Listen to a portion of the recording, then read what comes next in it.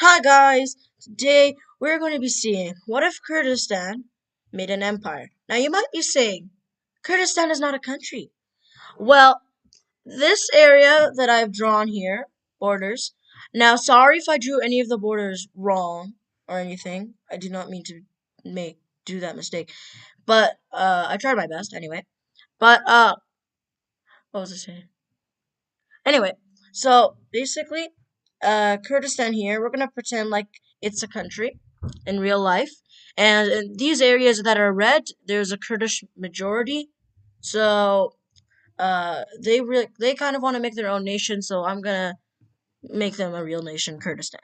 So we're gonna see if this country here becomes an empire. First off, this is my first video of the year. Happy New Year. Okay, now that we got that off the table, let's begin. So Kurdistan here was just formed, and all of its neighbors, which it took chunks out of Syria, Iraq, Iran, Turkey, they're not too happy about it. And yeah, they're just not happy. But they're not willing to do anything yet. Foreshadowing. So Kurdistan can focus on growing its reach. First off, Kurdistan is landlocked. It probably wants to have an access to the sea.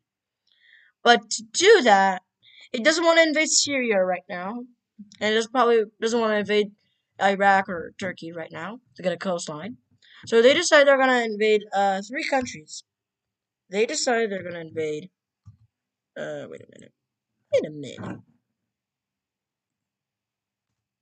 They decide they're gonna invade Armenia. Wait a minute.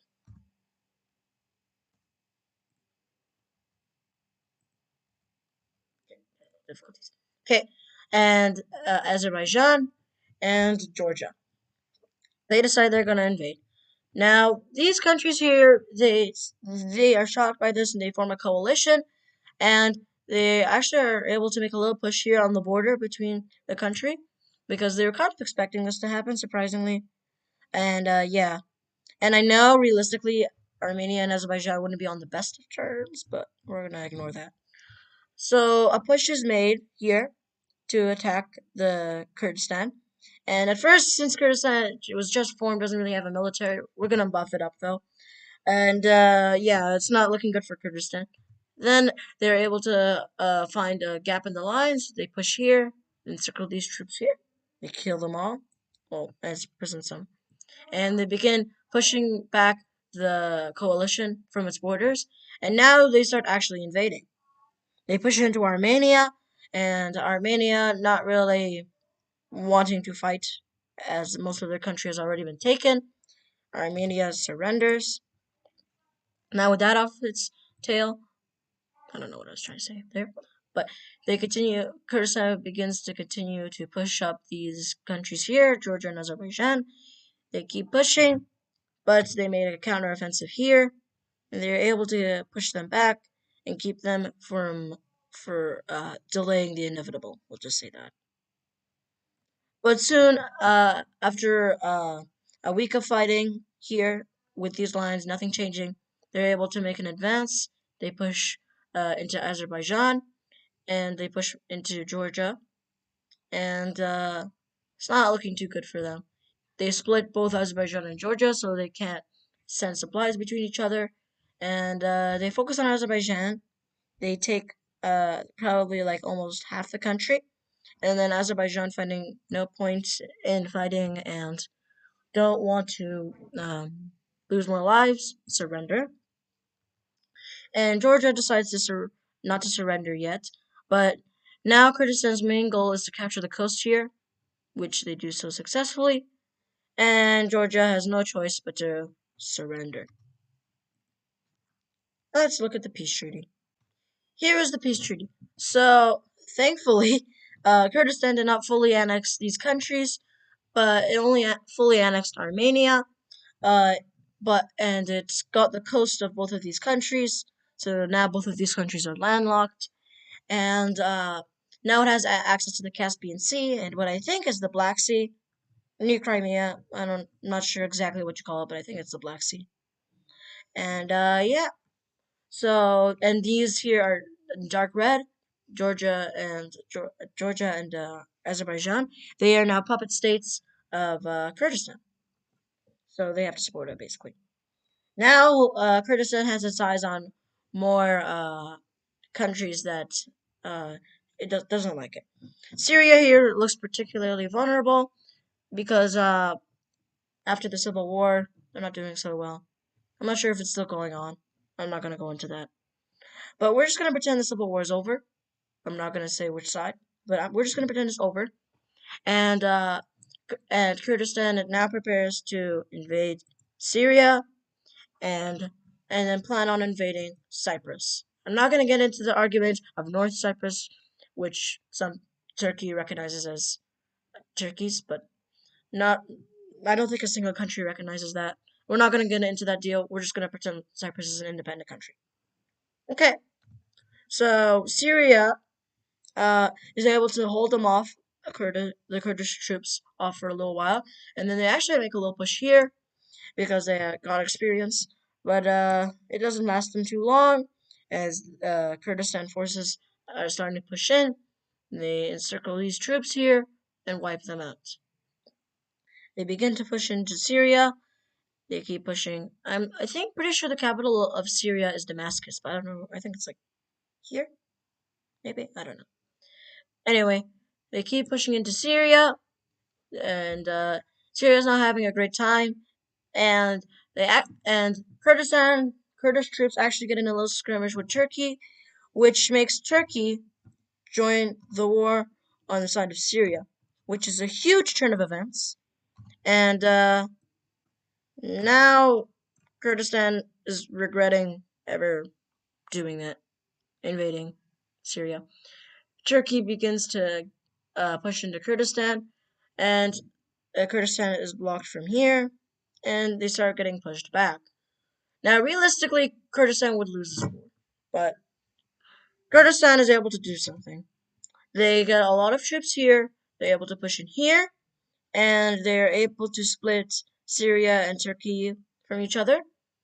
They strengthen the bond. Now that they have this, they attack Cyprus, which doesn't have much troops, and at the cost of being pushed in even further. And in the north, you're even getting pushed in from here, as it is a very rebellious part of Kurdistan now, and it's a pretty even war. By then, Cyprus is able to be taken. Kurdistan uses it as a naval base, and they begin pushing into Turkey from here, but is stopped.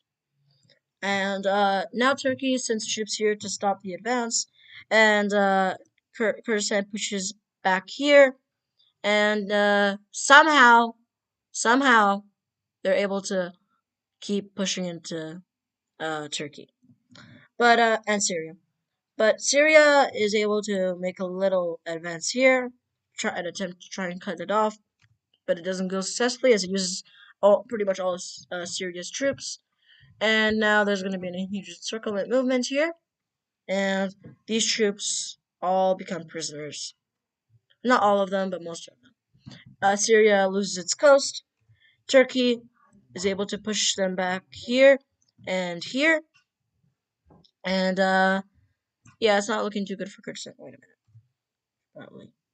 Yeah, there we go. And Kurdistan is able to push back here from the north against Turkey. They have to send troops, and they're able to encircle an amount of Turkish troops here. This area surrenders to Kurdistan.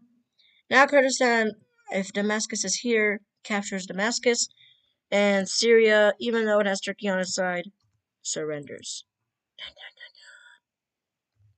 Now Turkey is on its own, and now with renewed hope, Kurdistan begins to push back here, and now they are aiming for the major cities here in like Constantinople and Istanbul, which I think is here or here, somewhere there. But Turkey is able to maintain the front line here, and they even advance a little. But they forgot to look at the north, which is the front they're losing in here, and with very bloody battles here. It takes weeks to do this. Kurdistan is able to encircle these troops, and these troops surrender. Now, realistically, Turkey has a very strong army. This wouldn't just happen, but just for the entertainment.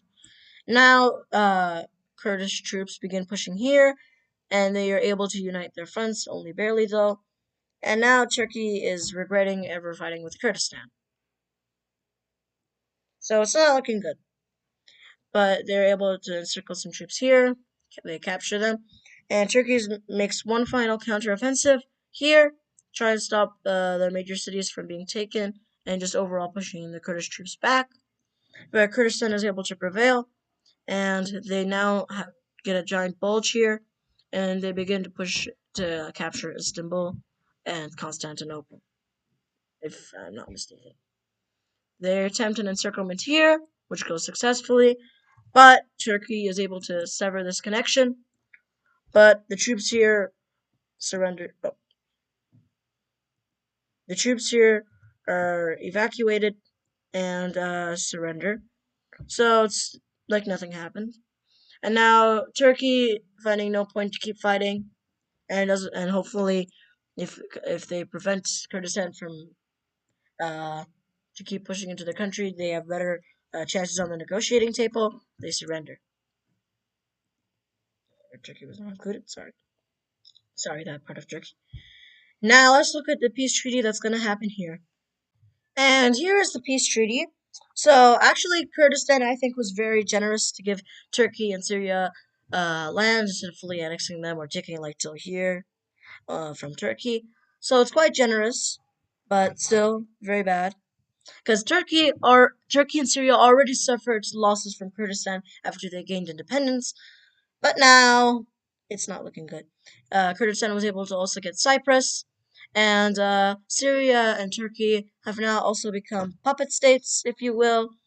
But instead of like full puppet states like Georgia and Azerbaijan, they have some autonomy, so it's not full control basically, as much as like Georgia and Azerbaijan, if that makes sense. But yeah. So now Kurdistan has a large coast. It has access to the Mediterranean Sea, and on Turkey's side, for the good, they keep Constantinople and Istanbul. So, yeah. Hope you guys enjoyed this video. If you did, smash that like button, like Kurdistan, smash these countries, no offense to anyone. And Happy New Year. And subscribe if you want. I would really appreciate that if you enjoyed this video. And yeah, have a good morning, afternoon, or evening. Goodbye.